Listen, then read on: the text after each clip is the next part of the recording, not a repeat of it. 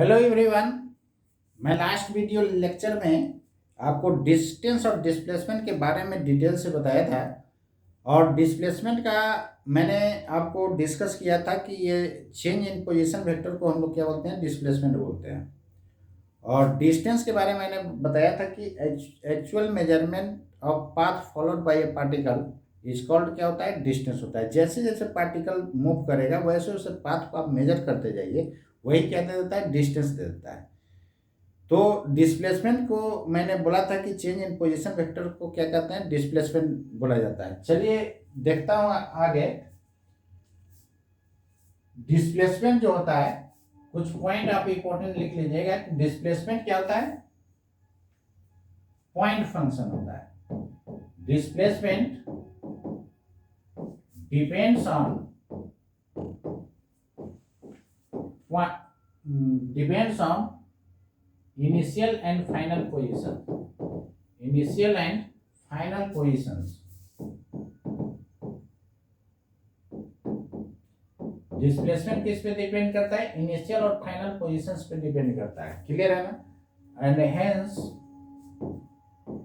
It will be point function.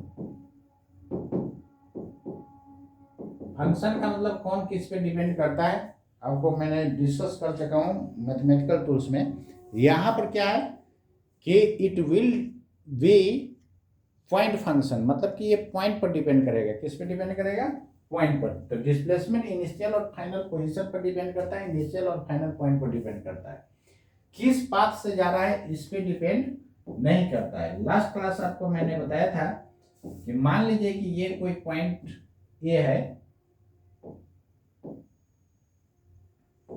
ये मानिए P, मानिए जो मानना है मानिए ये है, और ये पॉइंट मानना मैंने क्यू है। तो पार्टिकल आप ऐसे जाएगा तो डिस्प्लेसमेंट क्या हो जाएगा, पी और क्यू। ऐसे भी जाएगा तो डिस्प्लेसमेंट होगा पी और क्यू। ऐसे भी जाएगा तो डिस्प्लेसमेंट होगा पी और क्यू। यानी इसके पाथ से मतलब नहीं होता है, केवल इनिशियल फाइनल पोजीशन सेम होना चाहिए। तो डिस्प्लेसमेंट क्या होगा, सेम होगा। जैसे जाए सबका डिस्प्लेसमेंट क्या हो गया, सेम हो गया। तो पाथ से इंडिपेंडेंट होता है। पाथ से क्या होता है, इंडिपेंडेंट होता है, केवल इनिशियल और फाइनल पोजीशन पर डिपेंड करता है। इसलिए इसको बोला जाता है पॉइंट फंक्शन होता है। क्या होता है, पॉइंट फंक्शन होता है। लेकिन डिस्टेंस पाथ पे डिपेंड कर जाता है, और साथ साथ इनिशियल और फाइनल पोजीशन पर भी डिपेंड करता है। क्लियर है ना। क्यों, क्योंकि इनिशियल फाइनल पोजीशन जब तक आप उसको जब तक आपको पता नहीं होगा तब तक कितना डिस्टेंस ट्रैवल किया ये बताना बड़ा मुश्किल है। क्लियर है ना। और इनिशियल और फाइनल पोजीशन क्या है, पाथ पर ही लाई कर रहा है, इसलिए इनिशियल फाइनल पोजीशन पर भी डिस्टेंस क्या करता है, डिपेंड करता है। क्लियर है। Next point,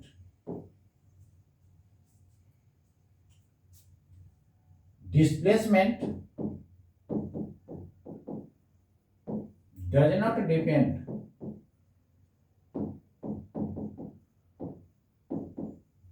on path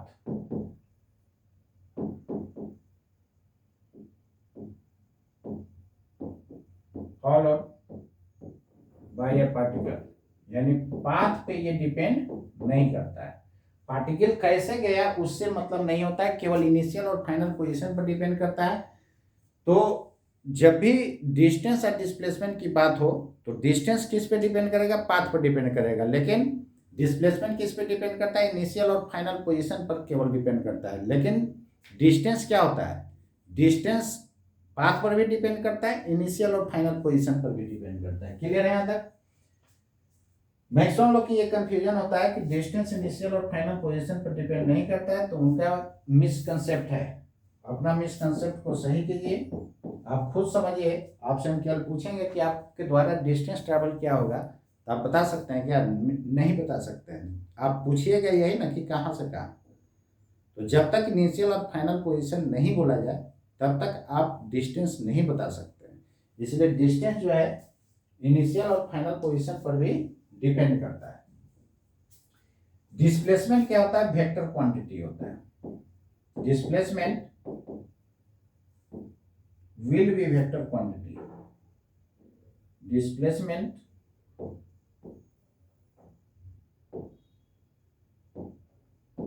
displacement will be vector quantity. Displacement क्या होता है? वेक्टर क्वांटिटी होता है। जब भी कोई भी फिजिकल क्वांटिटी वेक्टर होगा तो पॉजिटिव, निगेटिव और जीरो कुछ भी हो सकता है, and hence it may be positive, negative और जीरो। पॉजिटिव भी हो सकता है, निगेटिव भी हो सकता है और जीरो भी हो सकता है। क्लियर है ना यहाँ तक? तो देखिए, जब भी आपको सीरियल नंबर से यदि आप वीडियो देखिएगा तो आपको कहीं दिक्कत नहीं होगा। तो वीडियो लेक्चर आप 1 पहले देखिएगा, उसके बाद 2 देखिएगा, उसके बाद 3 देखिएगा, यानी ऑर्डर में देखिएगा। तो अब तक हम लोग यही पढ़े कि काइनेमेटिक्स का मतलब क्या होता है, यानी study of motion of an object, यानी किसी ऑब्जेक्ट के मोशन को क्या करता है? स्टडी करता है। लेकिन काउच का स्टडी यहाँ पर नहीं होता है। जस्ट अगले चैप्टर में हम लोग इसके काउच का भी, मोशन के काउच को भी स्टडी करेंगे। फिर आपको मैंने बताया था रेस्ट एंड मोशन। यदि पोजीशन वेक्टर टाइम के साथ चेंज करता है तो मोशन में कहलाएगा, अदरवाइज रेस्ट में होगा। यानी पोजीशन वेक्टर बच्चों यदि टाइम के साथ चेंज नहीं करता है तो क्या होगा? रेस्ट में होगा। यदि चेंज कर गया तो क्या होगा? मोशन में होगा। उसको डिटेल से मैंने आपको बताया था, उस पर क्वेश्चन भी करवाया था। फिर उसके बाद मैंने बताया डिस्टेंस एंड डिस्प्लेसमेंट। डिस्टेंस क्या होता है? जैसे जैसे पार्टिकल मूव करेगा वैसे वैसे आप पाथ को मेजर करते जाइए, वही क्या हो जाएगा? आपका डिस्टेंस हो जाएगा। डिस्प्लेसमेंट के बारे में आपको मैंने बताया कि चेंज इन पोजीशन वेक्टर को हम लोग क्या बोलते हैं? डिस्प्लेसमेंट बोलते हैं, या shortest distance between initial and final position is called displacement. Clear है ना? डिस्प्लेसमेंट जो होता है इनिशियल और फाइनल पोजीशन पर केवल डिपेंड करता है, लेकिन डिस्टेंस जो है इनिशियल फाइनल पोजीशन पर तो डिपेंड करता ही है, साथ साथ पाथ पर भी डिपेंड करता है। लेकिन डिस्प्लेसमेंट पाथ पर डिपेंड नहीं करता। पार्टिकल कैसे गया उससे उसको मतलब नहीं है। बस डिस्प्लेसमेंट जो है इनिशियल और फाइनल पोजीशन पर ही डिपेंड करता है। क्लियर है ना? इसलिए डिस्प्लेसमेंट जो होता है पॉइंट फंक्शन होता है, लेकिन डिस्टेंस क्या होता है? पाथ फंक्शन कहलाता है। क्या कहलाता है? Path function. ठीक है यहाँ तक? तो इसको आप नोट कर लीजिए।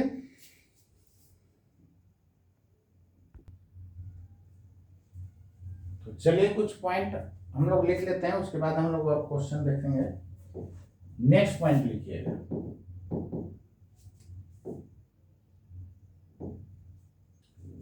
डिस्टेंस और डिस्प्लेसमेंट दोनों में रिलेशन क्या होगा? When a particle moves on a straight line,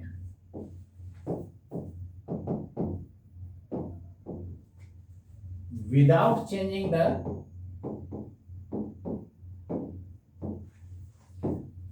the direction of velocity,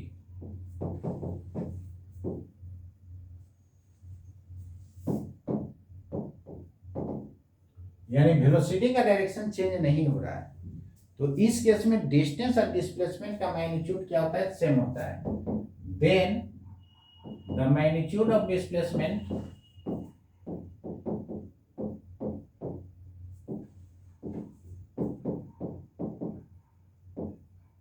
will be same when the magnitude of displacement will be same as distance. Otherwise, distance is always greater than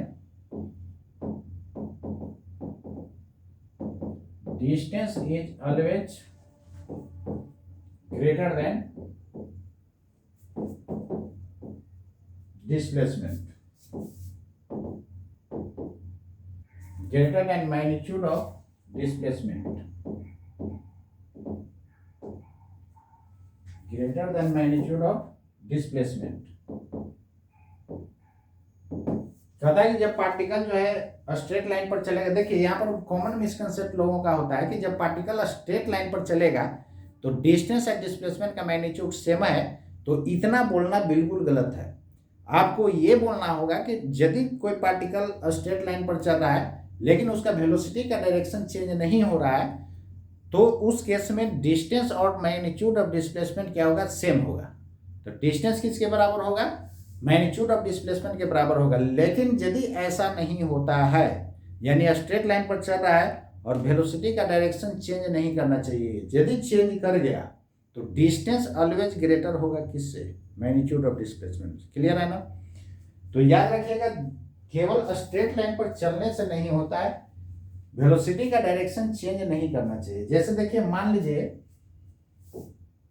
कि कोई particle जो है इस तरह straight line पर जा रहा है, क्लियर है, और जब तक इसका वेलोसिटी का डायरेक्शन चेंज नहीं होगा तब तक डिस्टेंस और डिस्प्लेसमेंट का मैग्नीट्यूड क्या होगा, सेम होगा। तो स्ट्रेट लाइन पर जा रहा है, तो जो यहाँ से यहाँ तक डिस्टेंस होगा वही ना इनिशियल टू फाइनल क्या लेंगे, डिस्प्लेसमेंट लेंगे। क्लियर है।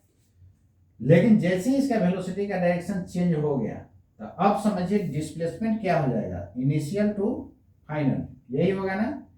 तो बताइए, इसका लंबाई ज्यादा है कि इसका लंबाई ज्यादा है। डिस्टेंस तो वही होता है ना कि जैसे जैसे पार्टिकल चल रहा है वैसे वैसे पाथ को आप मेजर करते जाइए, वही क्या होता है, डिस्टेंस होता है। तो इस केस में डिस्टेंस क्या है, डिस्प्लेसमेंट से बड़ा होगा। क्यों, क्योंकि वेलोसिटी का डायरेक्शन क्या हो गया, बदल गया। जब तक वेलोसिटी का डायरेक्शन चेंज नहीं होगा और स्ट्रेट लाइन मूव कर रहा है, तो समझ जाइए कि डिस्टेंस जो होगा डिस्प्लेसमेंट के मैग्नीट्यूड के क्या होगा, सेम होगा। लेकिन जैसे ही वेलोसिटी का डायरेक्शन चेंज हुआ कि निश्चित रूप से क्या होगा, distance is always greater than क्या होगा, डिस्प्लेसमेंट होगा। क्लियर है ना। तो distance always greater than magnitude of क्या हो जाएगा, डिस्प्लेसमेंट हो जाएगा। ये बात आपको क्लियर हो गया होगा। जैसे मान लीजिए कि कोई पार्टिकल ऐसे जा रहा है, तो यहां पर देखिए तो वेलोसिटी का डायरेक्शन सब जगह चेंज हो रहा है ना। क्लियर है। तो इस केस में डिस्टेंस क्या होगा, ज्यादा होगा, डिस्प्लेसमेंट का लंबाई ये हो जाएगा। क्लियर है ना। अब यहां पर ध्यान दीजिए, स्ट्रेट लाइन पर तो चल रहा है, फिर यहां से मोड़ करके इधर आ रहा है, तो देखिए तो वेलोसिटी का डायरेक्शन बदल गया ना। तो डिस्प्लेसमेंट कहां से कहां हो जाएगा, इनिशियल टू फाइनल हो जाएगा। लेकिन डिस्टेंस क्या हो जाएगा, यहां से यहां गया, ये पाथ में मेजर कर लेना है, फिर यहां से यहां गया, यहां तक। ठीक है ना। तो यहां तक जो है ये डिस्टेंस, और यहां तक क्या हो जाएगा, डिस्टेंस हो जाएगा। लेकिन डिस्प्लेसमेंट क्या हो जाएगा, इनिशियल टू फाइनल। क्लियर है। तो अब आप समझ गए होंगे कि जब भी पार्टिकल जो है कर्व पाथ पर चलेगा, जब भी पार्टिकल जो है स्ट्रेट लाइन पर चलेगा और उसका डायरेक्शन चेंज नहीं हो रहा है, तो निश्चित रूप से क्या होगा, डिस्टेंस और डिस्प्लेसमेंट का मैग्नीट्यूड सेम होगा। लेकिन यदि वेलोसिटी का डायरेक्शन बदल गया तो क्या होगा, डिस्टेंस ऑलवेज ग्रेटर देन क्या हो जाएगा, मैग्नीट्यूड ऑफ डिस्प्लेसमेंट। क्लियर है यहां तक। तो इस पॉइंट को आप नोट कर लीजिएगा। चलिए देखिए इधर, यहां पर देखिए, इसका मतलब यही हुआ ना कि उसी लैंग्वेज को मैं इसको मैथमेटिकल फॉर्म में लिख दिया हूं कि डिस्टेंस या तो डिस्प्लेसमेंट के मैग्नीट्यूड से क्या होगा, बड़ा होगा, या बहुत होगा तब बराबर होगा। बराबर कब होगा, जब पार्टिकल स्ट्रेट लाइन पर चलेगा, उसका वेलोसिटी का डायरेक्शन चेंज नहीं होता है, तो क्या कहा जाएगा कि मैग्नीट्यूड ऑफ डिस्प्लेसमेंट जो होगा डिस्टेंस का क्या होगा, इक्वल होगा। अदरवाइज यदि ये केस नहीं होता है तो डिस्टेंस हमेशा क्या होगा, डिस्प्लेसमेंट के मैग्नीट्यूड से क्या होगा, ग्रेटर होगा। क्लियर है ना यहां तक। तो इसको आप नोट कर लीजिए, बहुत आसान है पढ़ना। अब देखिए फर्दर इसको अलग डिफरेंट क्वेश्चन आपको मैं बताने जा रहा हूं। जैसे इस तरह का क्वेश्चन है, चलिए देखिए, ये बहुत ही इंपॉर्टेंट क्वेश्चन है, थ्योरेटिकल क्वेश्चन आएगा डिस्टेंस और डिस्प्लेसमेंट से, तो इससे बाहर नहीं आएगा। आप लोग इसको रेडी कर लीजिएगा। जैसे देखिए कहता है which of the following is are correct. इसमें आपको चुनना है कि कौन सा सही है, केवल सही वाला को टिक करना है, बाकी को नहीं टिक करना है, बाकी छोड़ देना है। क्लियर है ना।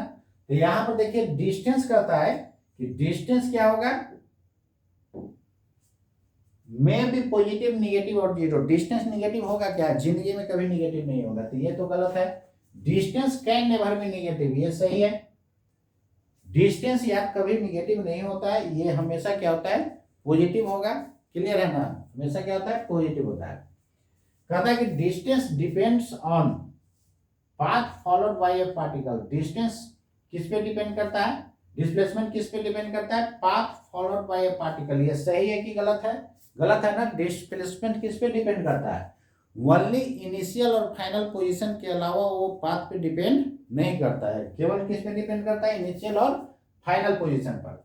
अब आगे देखिए, distance is equal to magnitude of displacement of a particle sorry, distance is equal to magnitude of displacement if a particle moves on a straight line without changing the direction of its velocity। सही कि गलत? सही है ना? जब velocity का direction change नहीं होता है तो स्ट्रेट लाइन पाथ पर क्या होता है, डिस्टेंस और डिस्प्लेसमेंट का मैग्नीट्यूड क्या होता है, सेम होता है। लेकिन जैसे ही वेलोसिटी का डायरेक्शन चेंज हो जाएगा तो सेम नहीं होगा, फिर कौन बड़ा हो जाएगा, फिर आपका डिस्प्लेसमेंट जो होता है छोटा हो जाएगा, किससे, डिस्टेंस से, और डिस्टेंस उस केस में क्या हो जाएगा, बड़ा हो जाएगा। चलिए नेक्स्ट देखिए, कहता है इसमें कि डिस्प्लेसमेंट का मैग्नीट्यूड डिस्टेंस से बड़ा होगा। ये जिंदगी में कभी डिस्प्लेसमेंट का मैग्नीट्यूड जो होता है डिस्टेंस से बड़ा नहीं होता है, क्लियर है ना? या तो बहुत होगा तो बराबर होता है, या डिस्टेंस से क्या होता है, मैग्नीट्यूड ऑफ डिस्प्लेसमेंट क्या होता है, छोटा ही होता है। तो ये ऑप्शन आपका रॉन्ग हो गया। अब नेक्स्ट देखिए, तो नेक्स्ट देखिएगा तो क्या होगा, नेक्स्ट में क्या कहता है, नेक्स्ट में कहता है कि displacement depends only on initial and final position. से ये सही कि गलत? ये आपका सही है ना, ये करेक्ट है। केवल इनिशियल और फाइनल पोजीशन पर डिपेंड करता है डिस्प्लेसमेंट, बाकी पाथ पे ये डिपेंड नहीं करता है, पाथ पे डिपेंड नहीं करता है। अब दिख रहा होगा, चलिए देखिए, तो पाथ पे डिपेंड नहीं करता है। चलिए नेक्स्ट देखिए, कहता है कि distance also depends on initial and final position. ये सही है कि गलती है? ये सही है।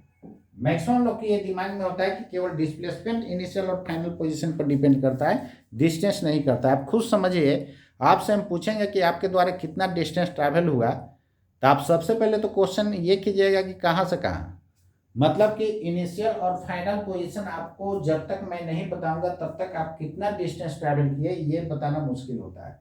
आप सिंपल ये समझिए कि जब भी आपको जो है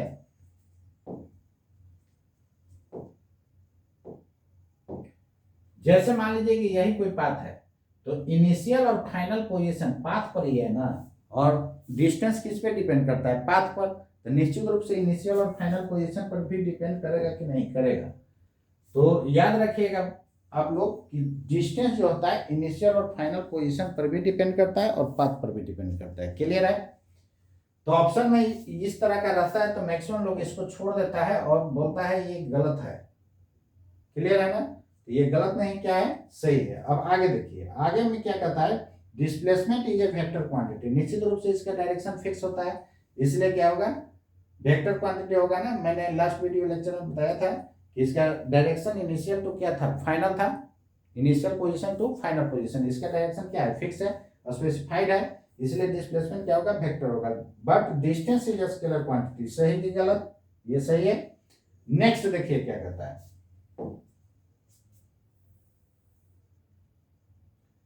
आई में देखिए क्या कहता है कि डिस्प्लेसमेंट में भी पॉजिटिव, नेगेटिव और जीरो। दुनिया का कोई भी वेक्टर क्वांटिटी होगा वो पॉजिटिव भी हो सकता है, नेगेटिव भी हो सकता है, जीरो भी हो सकता है। नेगेटिव वेक्टर कहने का मतलब क्या, डायरेक्शन उसका जस्ट अपोजिट हो जाएगा, क्लियर है ना? तो डिस्टेंस और डिस्प्लेसमेंट से जितना भी आपका कंफ्यूजन था सारा मैं क्लियर कर दिया इस क्वेश्चन के थ्रू। इसलिए मेरा थ्योरेटिकल क्वेश्चन जो है आप थ्योरी कॉपी में रखिएगा, बहुत इंटरेस्टिंग क्वेश्चन होता है और इस टाइप का आपको बुक में नहीं मिलेगा, लेकिन इस क्वेश्चन को आप प्रैक्टिस में रखिएगा तो डिस्टेंस और डिस्प्लेसमेंट से थ्योरेटिकल क्वेश्चन जो भी आएगा वो सब आप बना सकते हैं, आप में बनाने का एबिलिटी रहेगा। तो याद रखिएगा बच्चों, आप लोग ये दिमाग में रखिए कि नीट और आईआईटी निकालना बहुत आसान होता है, बस आप उसको सिस्टमेटिक पढ़ते जाइए, कैसे नहीं होगा, क्लियर है ना?